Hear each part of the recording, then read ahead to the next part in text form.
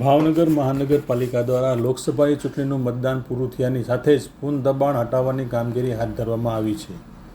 જેમાં આજે મહાનગરપાલિકાના એસ્ટેટ વિભાગના દબાણ હટાવની ટીમ રામ મંદિર વિસ્તારમાં દબાણ હટાવવા માટે પહોંચી હતી,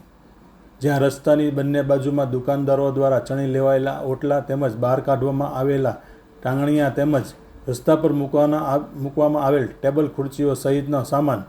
મહાનગરપાલિકાની દબાણ હટાવની ટીમ દ્વારા જપ્ત કરવામાં આવ્યો હતો।